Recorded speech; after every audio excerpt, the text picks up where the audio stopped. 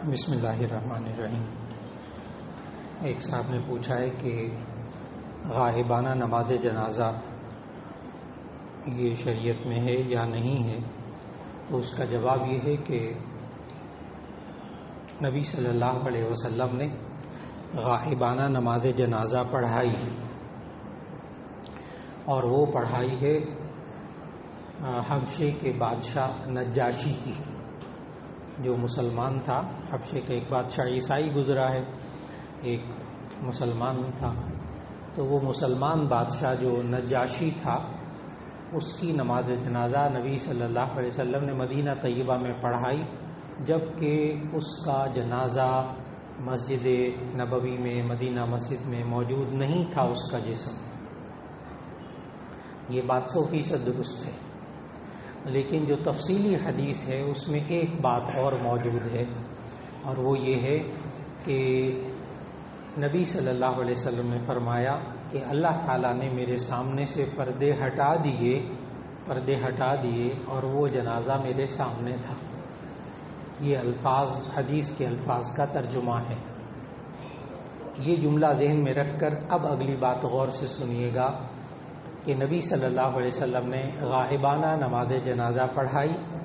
اس وجہ سے بعض مکتبہ فکر والے یوں کہتے ہیں کہ اب بھی جائز ہے، تو ان کے نزدیک جائز ہے، لیکن فقہ حنفی کے مطابق امام ابو حنیفہ، امام شافعی، امام مالک، امام احمد ابن حنبل، چاروں ائمہ کے نزدیک غائبانہ نماز جنازہ یہ نبی صلی اللہ علیہ وسلم کی خصوصیت تھی۔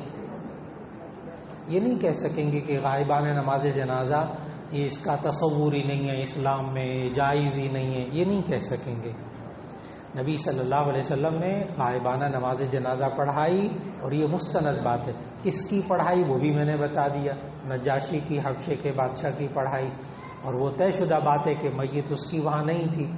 اس لیے بعض مکتبہ فکر کے حضرات کہتے ہیں کہ غائبانہ نماز جنازہ حدیث سے ثابت ہے، تو ہم کہتے ہیں بالکل ثابت ہے، لیکن چاروں ائمہ کے نزدیک کسی بھی فقہ میں نماز غائبانہ جائز نہیں ہے عام انسان کے لیے، کیونکہ نبی صلی اللہ علیہ وسلم کے بعد، نبی صلی اللہ علیہ وسلم نے اس واقعے کے بعد کسی اور کی غائبانہ نماز جنازہ نہیں پڑھائی، اور تمام صحابہ کرام رضوان اللہ علیہم اجمعین میں سے بھی کسی ایک سے بھی غائبانہ نماز جنازہ ثابت نہیں ہے۔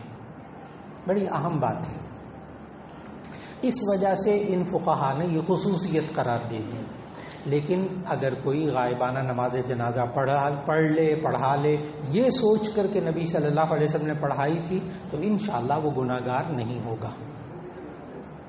آخر کا جملہ آپ نے ذہن میں رکھنا ہے، اگر یہ سوچ کر کہ نبی صلی اللہ علیہ وسلم نے نماز جنازہ پڑھائی تھی، اگر وہ یہ سوچ کر اگر غائبانہ نماز جنازہ پڑھے گا تو وہ گناہ گار نہیں ہوگا، کیونکہ اس کے ذہن میں نبی صلی اللہ علیہ وسلم کا عمل موجود ہے۔ لیکن عام انسان کے لیے یہ شریعت میں مقرر نہیں ہے۔ آپ ان کے لیے دعائے مغفرت کر دیں، دعائے استغفار کر دیں، ان کے لیے ایصال ثواب کر دیں، وہ درست۔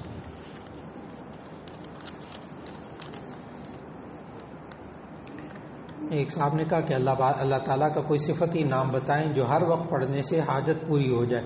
جی، اس کو نبی صلی اللہ علیہ وسلم نے احادیث میں اسم اعظم کہا، اسم اعظم، اور نبی صلی اللہ علیہ وسلم نے خود بتایا، حدیث موجود ہے کہ اسم اعظم یہ قرآن مجید کی 2 آیتوں میں موجود ہے، ایک آیت الکرسی کے پہلے حصے میں اور ایک سورہ آل عمران کی پہلی ابتدائی آیات میں۔ اب میں دونوں پڑھتا ہوں تو آپ دیکھیے گا، ذرا ان میں مشابہت دیکھیے گا۔ اللہ لا الہ الا هو الحی القیوم، یہ آیت الکرسی کی شروع میں، اللہ لا الہ الا هو الحی القیوم۔ اور سورہ آل عمران کہاں سے شروع ہو رہی؟ الف لام میم، اللہ لا الہ الا هو الحی القیوم۔ آپ نے غور فرمایا، بس یہی انہی آیات میں اسم اعظم ہے۔ اسم اعظم اللہ تعالیٰ کا بہت بڑا نام، لہذا اور بھی ہو سکتے ہیں کوئی اگر بزرگ بتائیں، لیکن چونکہ نبی صلی اللہ علیہ وسلم نے بتایا کہ اسم اعظم، یہ اس پر محدثین نے بابوں کے عنوان بھی قائم کیے ہیں، باب الاسم اللہ الاعظم، یعنی یہ نہیں کہ محدثین کے ہاں بھی یہ چیز موجود ہے کہ اسم اعظم کیا چیز ہے۔ تو اللہ لا الہ الا هو الحی القیوم، اس میں لازماً کوئی اسم اعظم، اب اس کون سا خاص ہے اللہ بہتر جانتا ہے، وہ نہیں بتایا گیا ہمیں، تو میں نے حدیث کی روشنی میں اسم اعظم بتایا۔ ایک صاحب کہتے ہیں ایک آدمی شراب کا کاروبار کرتا ہے اور اس کا لائسنس حاصل کرنے کے لیے اس نے اپنا مذہب تبدیل کر کے قادیانی لکھا ہے، اور یہ آدمی رمضان میں لوگوں کی مدد بہت کرتا ہے، پورے رمضان میں افطاریاں کرواتا ہے، رہنمائی کیجیے۔ اس کا جواب یہ ہے کہ ایک بات تو یہ ہے کہ شراب یہ قرآن حکیم کے آیات کے، قرآن حکیم کے احکام کے اعتبار سے اس کی خرید و فروخت جائز نہیں ہے، اس کو خریدنا بھی جائز نہیں ہے، بیچنا بھی جائز نہیں ہے۔ سورہ مائدہ آیت نمبر 90، سورہ مائدہ آیت نمبر 90، اس کی روشنی میں انما الخمر والمیسر والانصاب والازلام رجس من عمل الشیطان، یہ شیطان کی ناپاک ترین گندگیوں میں سے ہے، تو اس لیے شراب کا کاروبار کرنا یہ جائز ہی نہیں، پہلی بات تو یہ ہے، اور اس کی آمدنی بھی حلال نہیں ہے۔ رہا یہ کہ پاکستان میں رہنے کے لیے شراب کا لائسنس لینے کے لیے اس نے اپنے آپ کو قادیانی لکھوایا، تو اب ایسی صورت میں اگر تو وہ کلمہ پڑھتا ہے، صرف لکھوایا ہے، کلمہ پڑھتا ہے، نماز پڑھتا ہے، اور مرزا غلام احمد قادیانی کو واقعی کافر سمجھتا ہے ایمان کے اعتبار سے، تو ایسی صورت میں اللہ بہتر جانتا ہے اس کے معاملے کو۔ اگر اس نے کاغذات میں قادیانی لکھوایا ہے، قادیانی لکھوانے کا معنی آپ اچھی طرح سمجھتے ہیں کہ اب تو نکاح نامے میں بھی حلف نامہ شامل کر دیا گیا ہے کہ آپ کو لکھنا پڑے گا، اپنا عقیدہ واضح کرنا پڑے گا، تو ظاہر ہے جب دلہا دستخط کرے گا، دلہن دستخط کرے گی، عقیدہ واضح ہو جائے گا۔ اور اگر کوئی بندہ لکھ کر اپنا عقیدہ دے دے تو اس کی طرف وہی عقیدہ منسوب ہوگا جو اس نے لکھ کر دیا۔ اس بات پر، اس جملے پر بڑا توجہ دیجیے گا۔ اب وہی ہے جس طرح نکاح نامے میں، اب نکاح پارہ میں شناختی کارڈ کا فارم ہے، اس کے اندر آپ لکھ کر دیتے ہیں کہ جی میں نبی صلی اللہ علیہ وسلم کو اللہ تعالیٰ کا آخری نبی مانتا ہوں، تو جب سائن کریں گے تو وہی آپ کا عقیدہ ہوگا، ان کا آپ نے لکھ کر دیا ہے۔ تو اب جب انہوں نے کہا نا شراب کا پرمٹ لینے کے لیے لکھ کر دیا ہے، تو جو لکھ کر دیا ہے نا وہی معتبر ہوگا، دل کا حال اللہ جانتا ہے، اس کا یہ اعتبار ہوگا۔ اس لیے بہت احتیاط کی ضرورت، بہت احتیاط کی ضرورت۔ ایک صاحب نے کہا کہ تلبینہ کے بارے میں نبی صلی اللہ علیہ وسلم نے فرمایا تلبینہ کھایا کرو، یہ شفا ہے، کیا یہ حدیث سے ثابت ہے؟ جی ہاں، تلبینے کا نا پورا طریقہ بھی موجود ہے۔ تلبینہ، اس میں سب سے اہم چیز کھجور، شہد، اس کے ساتھ پسا ہوا ستو یا آٹا یا سوجی، اس وقت سویق ہوتا تھا ستو، موٹا پیسا ہوا، تو آپ باریک دلیا لے لیں، باریک دلیا، اس کے اندر کھجوریں بھی پیس کر ڈال دیں، اس کے اندر شہد بھی ڈال دیں، دودھ بھی ڈال دیں، بس یہ 4 اجزاء ہو جائیں تو تلبینہ تیار ہو جاتا ہے۔ اب لوگوں نے اس کو ایسا عام کیا ہے ماشاءاللہ کہ وہ تلبینہ کے بسکٹ بھی ملتے، بسکٹ آ گئے تلبینہ، اس میں یہی 4 اجزاء ڈال کر انہوں نے بسکٹ بنا دی۔ لیکن حقیقت یہی ہے کہ نبی صلی اللہ علیہ وسلم نے اس کے بارے میں بہت فرمایا کہ یہ تلبینہ انسان کے لیے بہت مفید ہے، اور اب ڈاکٹر حضرات بھی یہی کہتے ہیں کہ یہ جو کا دلیا ہو گیا اور شہد ہو گیا، کھجوریں ہو گئیں اور دودھ ہو گیا، یہ انسان کی صحت کے لیے بہت مفید، لیکن اگر کسی کو شوگر ہو اس کو چاہیے احتیاط کر لے۔ تو میں نے تو بنانے کا طریقہ بھی بتا دی کہ 4 چیزیں، ستو یا کوئی اور چیز ایسی جیسے دلیا وغیرہ، اور نمبر 2 کھجوریں، نمبر 3 شہد، اور نمبر 4 دودھ۔ اس کی کیا ترتیب ہو، کیا ہو، وہ اپنے مزاج کے مطابق بنا لیں، وہ حدیث میں نہیں ہے۔ جی، ایک صاحب نے کہا کہ صبح کی نماز میں گھر والے اٹھاتے بھی ہیں لیکن نہیں اٹھا جاتا، کوئی وظیفہ بتا دیں، سر میں بوجھ رہتا ہے۔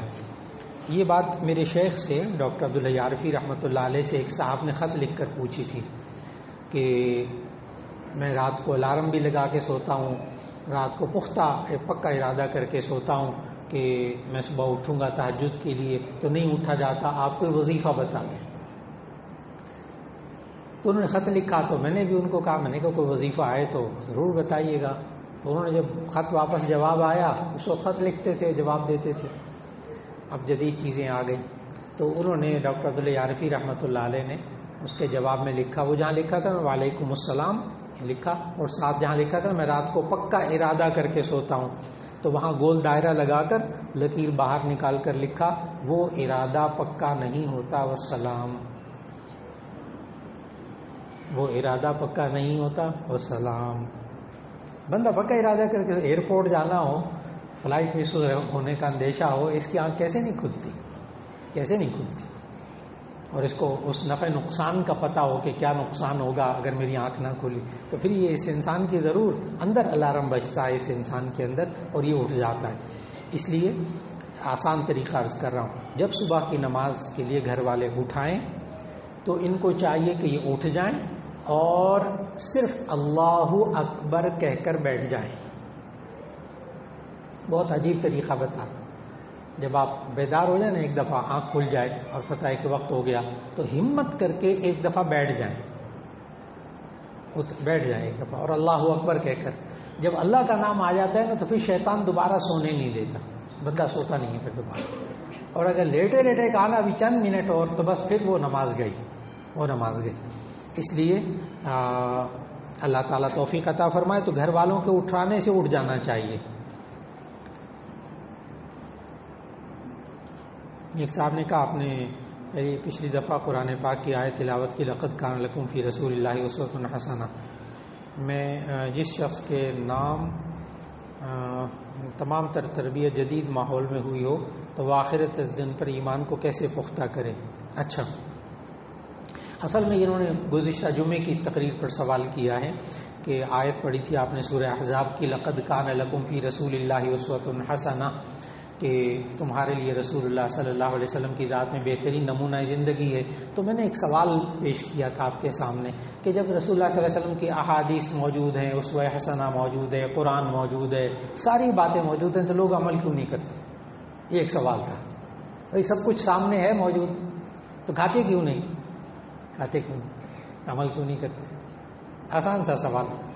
اس کا جواب میں نے اسی آیت سے دیا کہ یہ اللہ تعالیٰ نے بھی ہمیں بتایا کہ کون لوگ عمل کریں گے اسوہ حسنہ کے مطابق، جن کے اندر 3 خوبیاں ہوں گی. اسی آیت میں لقد کان لکم فی رسول اللہ اسوۃ حسنہ لمن کان یرجو اللہ، نمبر 1 جو اللہ سے امید رکھتا ہو، والیوم الآخر، اور آخرت کے دن سے امید رکھتا ہو کہ میں نیک عمل کروں گا، میں اسوہ حسنہ پر عمل کروں گا تو میری آخرت اللہ بہتر کر دے گا، مجھے آخرت میں اللہ انعام دے گا. نمبر 3 وذکر اللہ کثیرا، اللہ کو بہت زیادہ یاد کرتا ہوں. تو اس پر ان کا سوال ہے کہ جس شخص کی تربیت جدید ماحول میں ہوئی ہو تو وہ آخرت کے دن پر ایمان کو کیسے پختہ کرے؟ بہت آسان سی بات ہے. آپ اپنے بچوں کے سامنے، نئی نسل کے سامنے آخرت کا بار بار ذکر کیجئے. آخرت کیا ہوتی ہے؟ موت کے بعد آنے والی زندگی جس میں انسان کے اعمال کا بدلہ ملتا ہے. ایک عجیب بات بتا رہا ہوں آپ کو کہ جو بنیادی طور پر میڈیا ہے نا، جو ڈرامے پیش کرتا ہے، فلمیں پیش کرتا ہے، گانے پیش کرتا ہے، اس میں بنیادی جو تصور ہے نا، اس میں آخرت کا کوئی ذکر نہیں ہوتا. آخرت کا کوئی ذکر نہیں ہوتا. عموماً بہت کم ایسے ڈرامے جس کے اندر تخیل اسلامی دے کر آخرت میں ذکر کیا ہو بار بار، بہت کم، لیکن اکثریت میں نہیں ہوتا. ممکن ہے آپ کہیں کہ یہ آخرت، عقیدہ آخرت ایک دینی چیز ہے، اور جو میڈیا میں دکھاتے ہیں وہ تفریحی چیز ہوتی ہے، اس میں عقیدہ مولانا کہاں سے آ گیا، ہم عقیدے کو بیچ میں کیسے گھسائیں، وہ تو تفریح ہوتی ہے. لیکن آپ کو عجیب بات بتاؤں، ہندو مذہب کے اندر، کیونکہ میں نے ہندو مت مکمل پڑھا، اس پر کتابیں بھی لکھی ہیں، میں اسلامیات کے اندر اس کی کتابیں میری پڑھائی جاتی ہیں. ہندو مت پر گالی کسی کو نہیں دی، لیکن خوب لکھا الحمدللہ. ہندو مت پڑھا بھی، ہندو مت کی مذہبی کتابیں بھی پڑھی، ہندو مت پر پنجاب یونیورسٹی سے ایم اے لیول کے امتحان بھی پاس کیا. تو اس لیے ہندو مت خوب پڑھا میں نے. تو ہندو مت کے اندر رقص ناچنا یہ عبادت ہے، جس طرح آپ نماز پڑھتے. بہت اچھی طرح ذہن میں رکھیں، ہندو مت کے اندر رقص عبادت ہے. یہ تو ہمارے یہاں ہوا نا ننگا رقص وغیرہ یہ وہ دکھا رہا، وہاں نہیں، ان کے یہاں سواری پیدا نہیں ہوتا، پورے بدن کو ڈھانپ کر وہ عبادت کرتے ہیں. تو رقص ان کے یہاں عبادت ہے. ہندو مت کے اندر گانا عبادت ہے، گانا عبادت ہے، موسیقی ان کی عبادت کا حصہ ہے. ہندو مت کی اکثر کتابیں گانوں میں ہیں، یعنی نظمیں ہیں. مہابھارت، گیتا، رامائن یہ نظمیں ہیں، اشعار ہیں. اس لیے گانا ان کی عبادت، رقص ان کی عبادت، موسیقی ان کی عبادت کا حصہ. اگلی بات غور سے سنیے گا. ان کے ہاں جو عقیدہ آخرت ہے نا، ان کے ہاں جو عقیدہ آخرت ہے اسے کہتے ہیں آواگون، جس کو آواگون بھی پڑھتے ہیں، آواگون، جس کو ہم عربی میں کہتے ہیں عقیدہ تناسخ. عقیدہ تناسخ وہ کیا ہوتا ہے کہ ایک انسان اگر اچھا ہے، اچھے کام کرتا ہے اپنی زندگی میں، تو آئندہ جنم کے اندر وہ اچھی شکل میں آئے گا. اور اگر اس نے برے عمل کیے تو وہ کتا بلی، آئندہ جنم میں کتا بلی بن جائے گا، لوگ اس کو ماریں گے، اس کا بڑا، پھر اگلے جنم میں پھر وہ اچھے حال میں آ جائے گا. یہ ہے ان کے ہاں عقیدہ آخرت. اب آپ حضرات کو بتانے لگا، میڈیا سے تھوڑا سا تعلق ہے. اب گانوں میں وہ کیا سکھاتے ہیں، ہم پہلے جنم میں بھی تم ساتھ ساتھ تھے، دوسرے جنم میں بھی ساتھ ساتھ رہیں گے. انہوں نے آپ کو گانا نہیں سکھایا، صرف اپنا عقیدہ آخرت سمجھایا ہے.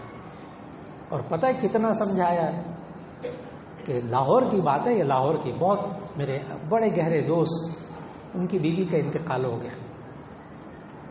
جب بیوی کا انتقال ہو گیا، ظاہر ہے جنازہ کے لیے گیا وہاں، تو ان کے کوئی 6 سال کا بچہ، 7 سال کا بچہ، اور 5 وقت کا نمازی ہے وہ میرا دوست.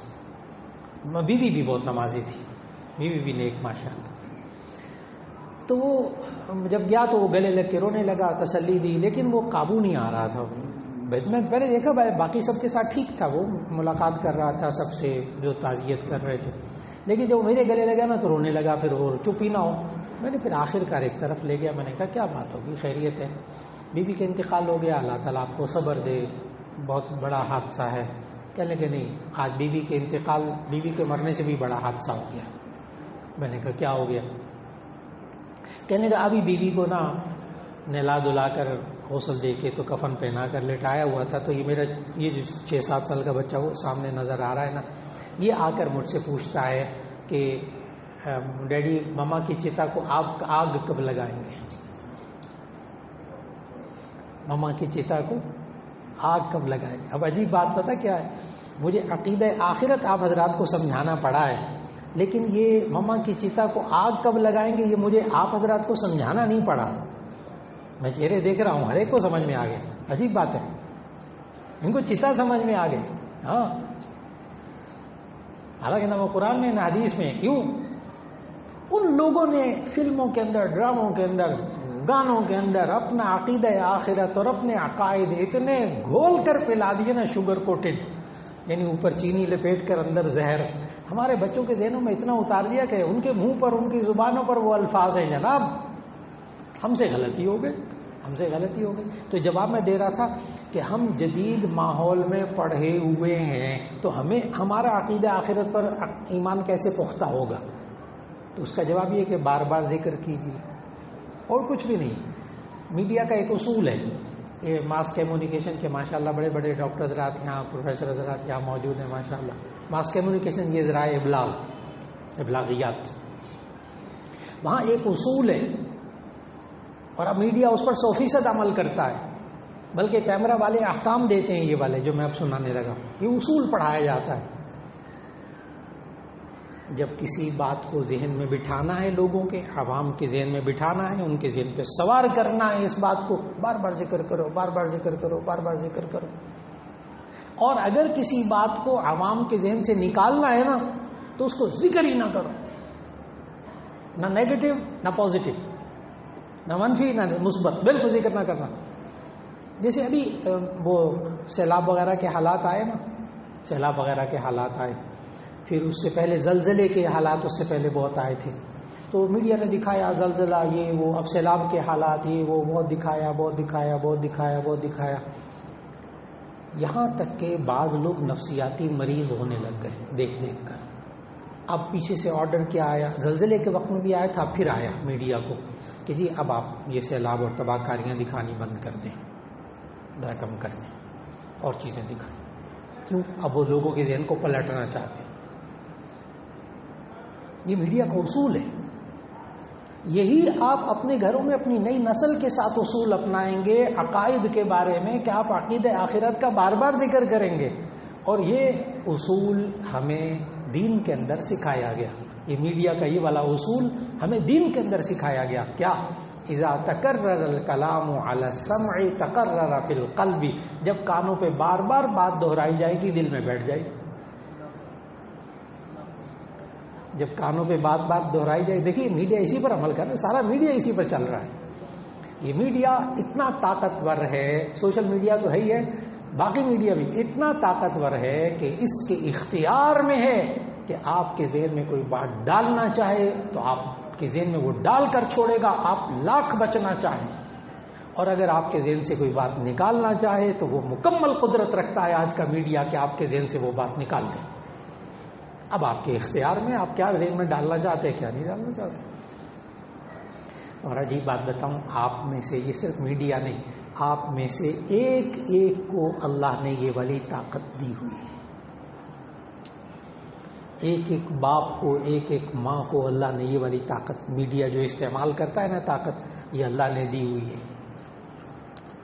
یہ میں نے ابھی ایک ڈاکٹر حضرات کا بہت بڑا مجمع تھا، تو اس میں بیان تھا، تو اس بات کر رہا تھا اسی موضوع کی کوئی ملتی جلتی، تو میں نے پتہ کیا عرض کیا، میں نے کہا کہ آپ میں سے ہر ایک کو اللہ نے، ڈاکٹر نے ماشاءاللہ MBBS، میں نے کہا جی آپ میں سے اللہ نے ہر ایک کو طاقت دی ہوئی ہے کہ آپ لوگوں کے ذہن میں کوئی بات ڈال سکیں۔ میں نے اس کی مثال دی، میں نے کہا میرے اندر طاقت ہے وہ والی، میں نے کہا آپ میں سے کوئی بندہ ایسا ہے جس کے میں ذہن میں بات ڈالنا چاہوں تو اللہ نے مجھے قدرت دی ہوئی ہے، میں ڈال سکتا ہوں۔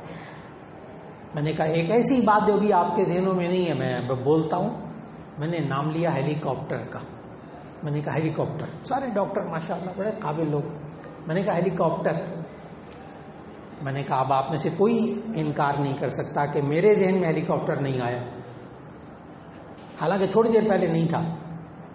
اب ڈاکٹر ہوتے بہت تیز ہیں ماشاءاللہ، اللہ نے ان کو بڑی صلاحیتیں دی ہوتی ہیں۔ ایک ڈاکٹر صاحب کھڑے ہو گئے، کہنے کہ سر پروفیسر میرے ذہن میں نہیں آیا، میں نے کہا کیا؟ کہنے کہ ہیلی کاپٹر۔ پورے ہال میں سے ٹہکا اٹھا، مجھے کچھ کہنا ہی نہیں پڑا۔ وہ کہنے کہ میرے ذہن میں نہیں آیا، آپ نے ڈالا میرے ذہن میں، میرے نہیں آیا۔ میں نے کہا کیا؟ تو کہتے ہیں ہیلی کاپٹر۔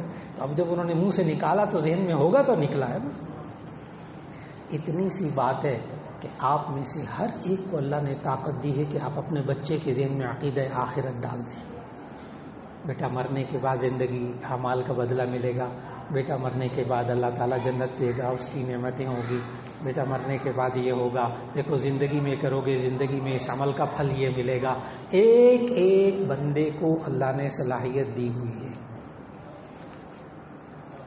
ایک بندہ انکار نہیں کر سکتا۔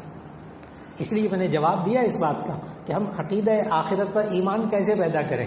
یہ نا دعوت والے حضرات ہیں، تبلیغی جماعت والے، جب بھی بیان کرنے کھڑے ہوتے ہیں نا، وہ چند باتیں ہوتی ہیں تو بعض لوگ بڑے تنگ ہو جاتے ہیں، کہتے پتہ نہیں کیا مصیبت ہے، ان کے پاس اور کوئی بات نہیں کرنے کی،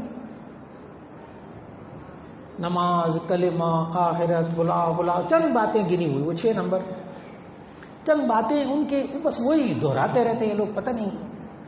آپ سمجھ گئے نا، یہ میڈیا کی طاقت بھی ہے، بار بار دہرائیے، بار بار دہرائیے، اللہ دل میں ڈال دیں انشاءاللہ۔ جی جی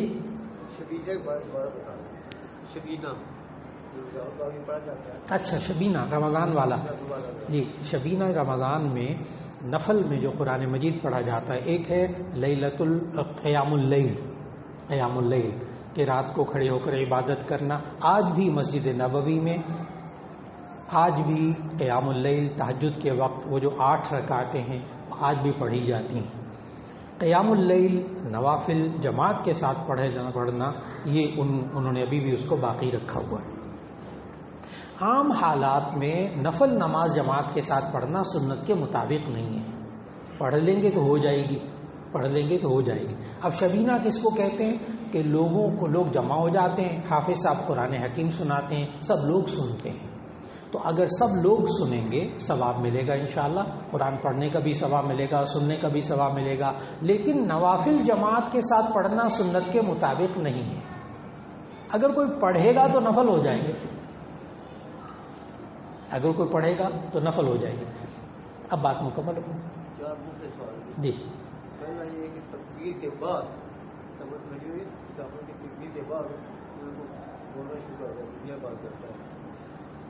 تکبیر تحریمہ کے بعد کوئی انسان بات چیت کر لے ضرورت کی ہو تو جائز ہے. جی ٹھیک جائز، لیکن بچنے کی کوشش ہو جائے. جی جی تکبیر کہتے ہوئے یا تکبیر کے بعد؟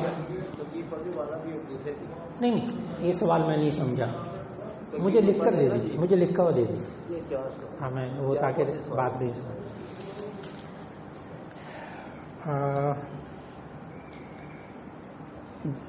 جماعت کھڑی ہو جائے تو پھر ادھر ادھر دیکھنا.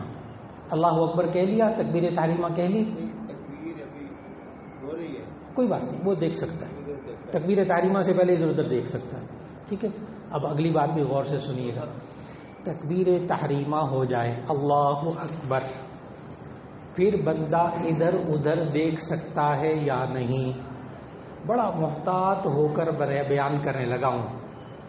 تکبیر تحریمہ سے پہلے آپ ادھر ادھر دیکھیں، کوئی نہیں، ابھی تو نماز ہی نہیں شروع ہوئی نا. تکبیر تحریمہ کہنے کے بعد کیا بندہ ادھر ادھر دیکھ سکتا ہے؟ تو بڑے غور سے سنیے گا. اگر آنکھوں کو گھما کر ادھر ادھر دیکھے تو یہ جائز ہے اور نماز مکروہ بھی نہیں ہوتی. نبی صلی اللہ علیہ وسلم ایسا کر لیا کرتے تھے. ترمذی شریف میں حدیث موجود ہے. ایک بات ہو گئی، تکبیر تحریمہ ہو گئی. اب یہ بندہ کھڑے کھڑے ادھر بھی دیکھ رہا ہے، ادھر بھی دیکھ رہا ہے، اوپر بھی دیکھ رہا ہے، نیچے بھی دیکھ رہا ہے، نماز مکروہ بھی نہیں ہوگی. ادب یہ ہے کہ وہ کھڑے ہو کر سجدے کی جگہ ادب. تو آنکھوں کو گھما کر ادھر ادھر دیکھا تکبیر تحریمہ ہونے کے بعد نماز کے اندر، یہ جائز ہے. صرف آنکھوں کو گھمایا، سر کو نہیں. اور اگر انسان سر کو گھما کر دائیں بائیں دیکھے، سینہ نہ قبلے سے ہلے، نماز پڑھتے ہوئے سر کو ادھر کر کے دیکھا، ادھر کر کے دیکھا، اوپر نیچے، اگر سر کو گھمایا تو نماز مکروہ ہوگی. نمبر 3، اگر سینہ گھما کر دیکھا تو نماز فاسد ہو گئی. اب بات مکمل ہو گئی.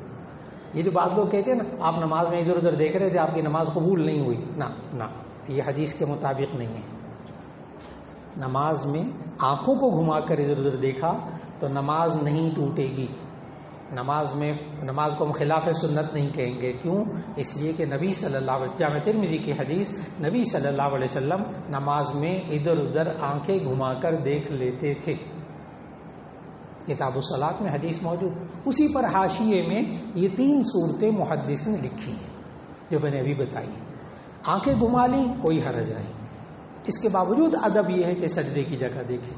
لیکن اگر سر کو گھمایا، چہرے کو گھمایا، مکروہ ہوگی نماز، ابھی ٹوٹے گی، پھر بھی نہیں. اور اگر سینہ پھر گیا تو نماز فاسد ہو جائے گی. قبلے سے سینہ ہٹ گیا. جی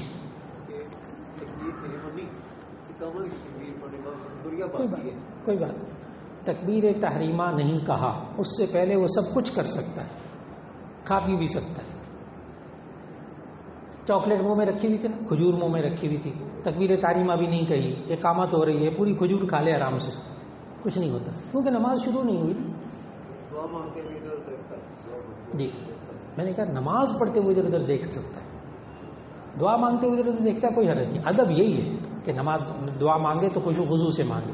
لیکن اگر کوئی دیکھ کر بس وہ ایک اعلیٰ مقام، وہ الگ کا اعلیٰ. جی ایک صاحب نے پوچھا میرا جتنا وقت اللہ کے ذکر میں گزرتا ہے اس میں دل کو سکون ہوتا ہے، مگر جیسے ہی کسی اور مشغلے میں مصروف ہوتا ہوں تو بے چینی کی کیفیت طاری ہو جائے، ایسے میں کیا کیا جائے؟ ایسے میں اللہ کا شکر کیا جائے۔ یہ تو بڑی حیرت کی بات ہے نا، کہتے ہیں میں جب تک اللہ کا ذکر کرتا ہوں مجھے سکون ملتا ہے، جب کسی اور کام میں لگتا ہوں تو بے چینی ہوتی ہے۔ تو یہ ایمانی طاقت کا ہے، یہ ایمانی قوت ہے انسان کی، یہ ایمانی قوت ہے انسان کی، یہ تو کمال ہے۔ اس پر کیا کرنا چاہیے؟ کہتے ہیں کیا کیا جائے؟ تو میں نے کیا کہا؟ شکر کیا جی۔ ایک صاحب نے کہا کہ اب اختلافی باتیں نہ لکھا کیجیے، لکھا ہے کہ کسی اور مسلک والے، میں نام نہیں لیتا نا، لیکن کہتے ہیں کسی اور مسلک والے قاریوں سے قرآن کے تلفظ کو بہتر بنانے کے لیے قرآن پڑھ سکتے ہیں اگر وہ اچھا پڑھ سکتے ہیں ہمارے محلے میں۔ تو اس کا جواب ہے کہ جی ہاں، جی ہاں، نہ لائیں مسلک کو بیچ میں۔ اچھا، مسلک کو بیچ میں نہ لائیں۔ یہ تو پتہ ہے میری پوری زندگی اسی جہاد میں گزری ہے، اسی جد و جہد میں گزری ہے۔ یہ نہیں ہے کہ میرا کوئی مسلک نہیں ہے، نا، یہ چیزیں کبھی نہیں بولتا میں۔ میرا کوئی مسلک نہیں ہے، میں کسی فرقے کو نہیں مانتا، میں فلاں کو نہیں کرتا۔ یہ جو لوگ کہتے ہیں نا میں کسی فرقے کو نہیں مانتا، میں ان کو مبارکباد دیتا ہوں۔ میں کہتا ہوں ماشاءاللہ مبارک ہو آپ کو۔ کہتے ہیں کس چیز کی مبارک؟ میں نے کہا ایک اور نیا فرقہ بن گیا۔ نہیں، آپ حنفی ہیں، شافعی ہیں، مالکی ہیں، دیوبندی ہیں، اہل حدیث ہیں، بریلوی ہیں، اللہ مبارک کرے، بس قرآن حدیث کے مطابق زندگی گزاریں بس۔ اور اگر کسی اور مسلک کا اگر کوئی قاری ہو تو ایسی صورت میں ان سے قرآن پڑھنا سیکھنا، بعض ماشاءاللہ بہت بہترین قراء ہے، اللہ کا شکر ہے، ضرور پڑھیے۔ ایک صاحب نے کہا عورت جو ہمیشہ زندگی میں سونا پہنتی وہ بھی زکوٰۃ کے نصاب میں شامل ہوگا؟ یعنی عام طور پر عورتوں نے کڑے پہنے ہوتے ہیں، لاکٹ پہنا ہوا ہے، کان میں پہنے ہوئے، تو جو استعمال کر رہی ہے زیور، کیا اس پر زکوٰۃ ہے؟ تو اس کا جواب ہے حدیث، مشکات، اس مشکات میں بھی اور جامع ترمذی میں بھی حدیث موجود، بڑا واضح جواب ہے کہ نبی صلی اللہ علیہ وسلم کے پاس دو خواتین آئیں، وفی ایدیہما سواران من ذہب، ان کے دونوں ہاتھوں میں سونے کے کنگن تھے، سونے کے کڑے پہنے ہوئے تھے۔ نبی صلی اللہ علیہ وسلم نے پوچھا اتؤدیان زکاتہما، کیا آپ ان دونوں کی زکوٰۃ ادا کرتے ہیں؟ آپ دونوں خواتین کی زکوٰۃ ادا کرتی ہیں؟ قالتا لا، دونوں نے کہا نہیں۔ نبی صلی اللہ علیہ وسلم نے فرمایا کیا تم پسند کرتی ہو کہ تمہیں جہنم کی آگ کے کنگن پہنائے جائیں؟ یہ بہت بڑی دلیل ہے اس بات کی کہ جو زیور عورت استعمال کرتی ہے اس پر بھی زکوٰۃ ہے۔ ایک صاحب نے کہا اگر والدین کے ایصال ثواب کے لیے دن متعین کیے بغیر کچھ بیان کرنے کے بعد اور دعا کے بعد رشتہ داروں کو کھانا کھلانا جائز ہے؟ تو اس کا جواب یہ کہ دن متعین کر دیں تب بھی جائز ہے، دن متعین کر دیں تب بھی جائز ہے۔ میں بدھ کو کھانا کھلاؤں گا، میں جمعے کو کھانا کھلاؤں گا، میں جمعرات کو کھانا کھلاؤں گا، سارے رشتہ داروں کو جمع کروں گا، ہم قرآن حکیم بھی پڑھیں گے، ہم کھانا بھی کھائیں گے، جائز ہے۔ آپ کو کہیں دلیل نہیں ملے گی اس کے خلاف، قرآن حدیث میں اس کے خلاف آپ کو کوئی دلیل نہیں ملے گی، اس لیے کہ کسی بھی بدعت کے خلاف کوئی دلیل قرآن و حدیث میں نہیں ملتی۔ کوئی بھی بدعت اس کی دلیل قرآن و حدیث میں نہیں ملتی۔ ایک میں مثال دینے لگا ہوں، اس سے آپ بدعت کو سمجھیے، اس میں کوئی اختلاف نہیں ہے، میں فرقہ وارانہ مسئلہ بتاؤں گا ہی نہیں۔ کھانا کھانے سے پہلے بسم اللہ پڑھنا سنت، یہ تو سب کو معلوم۔ اچھا، کھانا کھانے سے پہلے درود شریف پڑھنا جائز، کھانا کھانے سے پہلے درود شریف پڑھنا جائز، کیونکہ ممانعت نہیں ہے نا۔ اب آپ سب حضرات کھانا کھانے سے پہلے درود شریف پڑھا کریں، بہت اچھی بات ہے، ثواب ملے گا۔ آپ کے آئندہ بچے بھی، نسلیں بھی، سارے خاندان والے کھانا کھانے سے پہلے درود شریف پڑھنا شروع کر دیں، بری بات ہے؟ اچھی بات ہے، بہت اچھی بات ہے۔ لیکن کسی ایک بچے نے، کسی ایک نوجوان نے کھانا کھانے سے پہلے ایک دن درود شریف نہیں پڑھا اور اس کو کہا کہ آپ مسلمان نہیں لگتے، اب فرض اور واجب کا درجہ دے دیا، اب ایمان کا درجہ دے دیا، اب اس کو کہیں گے بدعت۔ دین میں جتنی باتیں جائز ہیں آپ کیجیے، آپ کیجیے۔ میں اور فرقہ وارانہ بات سے ہٹ کے بتاتا ہوں۔ میں نے اینک لگائی ہوئی ہے نا، میں ہر جمعہ اینک لگا کے پڑھاتا ہوں، ہر نماز اینک لگا کے پڑھاتا. ایک دن اینک جیب میں نے رکھ لی یا نہیں لگائی. ایک صاحب آئے. اب اینک لگا کر نماز پڑھانا جائز ہے کہ ناجائز ہے؟ ویسے نبی صلی اللہ علیہ وسلم کے زمانے میں اینک نہیں ہوتی تھی، تو مولانا اینک لگانا پھر بدعت نہ ہوا؟ ہاں، آپ خلاف شرع زندگی گزارتے ہیں کہ آپ اینک لگاتے ہیں. نبی صلی اللہ علیہ وسلم نے اینک لگائی کبھی؟ نہ میرے بھائی، اس نے دین کو نہیں سمجھا. اب میں دین سمجھانے لگا ہوں. ہمیں کسی چیز کے ناجائز ہونے کے لیے دلیل چاہیے، جائز ہونے کے لیے دلیل نہیں چاہیے. اس کا یہ اصول ہے دین کا، الاصل فی الاشیاء الاباحہ. الاصل فی الاشیاء الاباحہ، چیزوں کے اندر اصل جواز ہے. آپ کو کسی بھی چیز کے ناجائز ہونے کے لیے دلیل چاہیے، جائز ہونے کے لیے دلیل نہیں چاہیے. اگر آپ کو ممانعت نہ ملے نا وہ جائز. اب اس کی اینک کی ممانعت ملتی ہے حدیث میں کہ اینک پہننا ناجائز ہے؟ نہیں ملتی نا، تھی نہیں اس میں. تو یہ کیا ہوئی؟ جائز. اب میں نے اینک لگا کے نماز پڑھانی شروع کر دی، ہر جمعے کی نماز اینک لگا کر. ایک دن میں اینک نہیں لایا، بھول گیا، تو وہ جمعے کی نماز بغیر اینک کے پڑھا دی. تو ایک مقتدی کہنے لگے حضرت آج آپ نے بغیر اینک کے نماز پڑھائی، ہماری نماز نہیں ہوئی. ٹھیک ہے، میں فرقہ واریت سے ہٹ کے بات کر رہا ہوں. آج آپ نے بغیر اینک کے نماز پڑھائی، ہماری نماز نہیں ہوئی آپ کے پیچھے. فوراً یہ اینک لگانا کیا ہو جائے گا؟ بدعت. تو بدعت کس چیز کو کہتے ہیں؟ اگر آپ اب بڑے غور سے، اگر آپ کوئی اچھا کام کرتے رہے، جائز کام کرتے رہے وہ بدعت نہیں ہوتا. 100 سال کرتے رہے وہ بدعت نہیں ہوتا. آپ کی ساری نسلیں کرتی رہے. جیسے ایک بزرگ کرتے نا، ایک بزرگ نے کام کیا، اب آگے ان کے پیروکار وہ کام کرتے ہیں، بدعت نہیں ہوتا. اچھا، پھر آگے ان بزرگ کو ماننے والے سارے وہ کام کرتے رہتے ہیں، وہ نہیں بدعت ہوتا.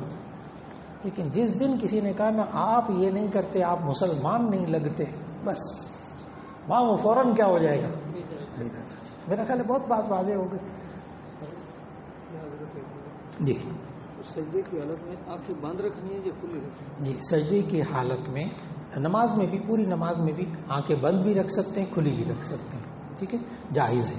لیکن یہ سمجھ کر کے آنکھیں بند کر کے نماز پڑھنا افضل ہے، یہ خلاف سنت ہے. لہذا سجدے میں جائے آنکھیں بند کر لیں.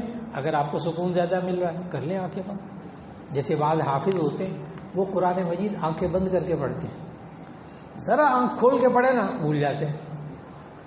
بعض حافظوں کے بیچاروں میں سائیکی ہوتی ہے، نفسیات ہوتی ہے ایسی. تو اسی طرح سجدے کے اندر اگر آپ کو سکون ملتا آنکھیں بند کر کے تو آپ آنکھیں بند کر لیجیے، کھلی رکھ سکتے ہیں کھلی رکھ لیجیے، دونوں کام جائز. لہذا والدین کے ایصال ثواب کے لیے دن متعین کر لیں، جائز. رشتہ داروں کو جمع کر لیں، جائز. کھانا کھلا دیں، جائز. لیکن اس کو دین نہ سمجھیں، اس کو سنت، فرض، واجب نہ سمجھیں، بس. جی، دودھ پینے کا سنت طریقہ اور وقت. جی، وقت تو کوئی نہیں، نبی صلی اللہ علیہ وسلم نے بتایا. اور دودھ پینے کا سنت طریقہ یہ ہے کہ وہ جس طرح مائع مشروب پینے کے لیے کہا کہ 3 گھونٹ میں پی لیں، 3 گھونٹ سے زیادہ ہو جائیں کوئی حرج نہیں ہے. اب دودھ گرم ہو تو مولانا 3 گھونٹ تو نہیں پھر ہوتے نا، نہیں، آپ نیت کر لیجیے. اور جو بسم اللہ پڑھنے کی دعا ہے اور دودھ پینے کی جو دعا ہے وہ سنت ثابت ہے، وہ پڑھ لیجیے. اللہ مبارک لنا فیہ وزدنا من. تو دودھ پینے کی دعا پڑھ لیجیے، سنت طریقے سے آپ نے دودھ پی لیا الحمدللہ.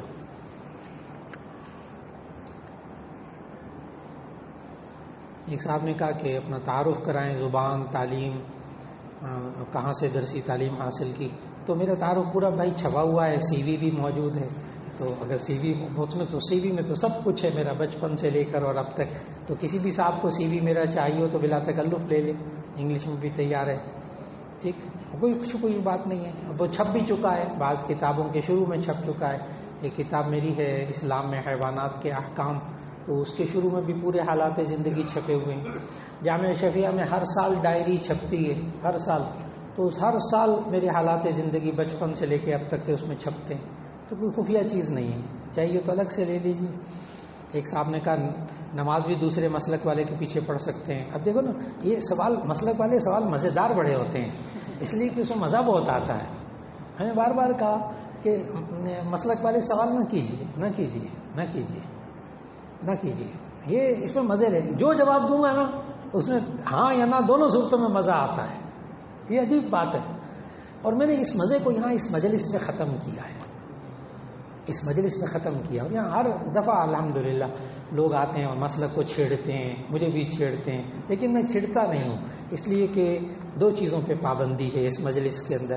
ایک مسلک فرقہ وارانہ سوال نہیں کرنے، اور دوسرا یہ ہے کہ سیاسی سوال نہیں کرنے. بس دو سوال کوئی کرے بھی تو اس کا جواب نہیں دیتا، معذرت چاہتا ہوں، کبھی اس کا جواب نہیں دے سکتا. اور باقی یہ ہے کہ دوسرے مسلک والے کے پیچھے اگر اس کا مسلک قرآن و سنت کے مطابق ہے اور وہ آپ کو مسلمان سمجھتا ہے، اپنے مقتدی کو مسلمان سمجھتا ہے، تو اس کے پیچھے نماز جائز ہے. بات مکمل ہو گئی الحمدللہ. بہت کھل کر بات کر دی میں نے، کسی کا دل بھی نہیں ٹوٹا. اگر امام صاحب کا مسلک اور ہے اور وہ آپ کو جس مسلک کے آپ ہیں آپ کو وہ مسلمان سمجھتے ہیں تو آپ کی نماز ہو جائے گی. اور اگر امام صاحب آپ کو مسلمان نہیں سمجھتے تو مہربانی کریں کہیں اور نماز پڑھ لیں. بات ختم ہو گئی، بات مکمل ہو گئی. جی جی کیا جی یہ مجھے دیکھنا پڑے گا، یہ میرے علم میں نہیں ہے فارسی زبان کا لفظ. ٹھیک ہے، فارسی زبان کا لفظ. تو زا کے اوپر زبر ہونا زرم، تو اس کا مطلب ہوتا ہے میرا سونا.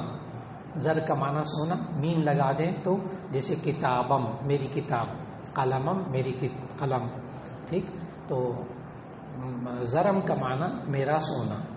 آگے حسنین ہے تو نام درست ہے، زا کے اوپر زبر پڑیں گے، زیر نہیں.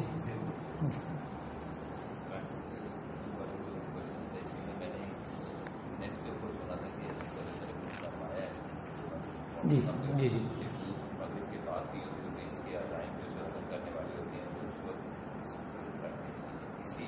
جی جی.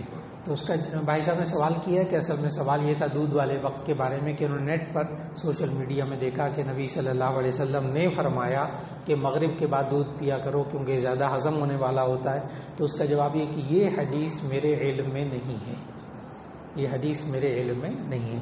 ہمارے ہاں حدیث کے بارے میں یہ ادب سکھاتے ہیں ساتھ حدیث کو کہ اگر آپ کے پاس یہ حوالہ موجود ہو کہ یہ حدیث نہیں ہے، کسی محقق نے لکھا ہے کہ یہ حدیث نہیں ہے، یہ موضوع حدیث گھڑی ہوئی ہے یا یہ ضعیف حدیث ہے، تو آپ کھل کر بات کریں گے کہ فلاں نے لکھا یہ حدیث ضعیف ہے.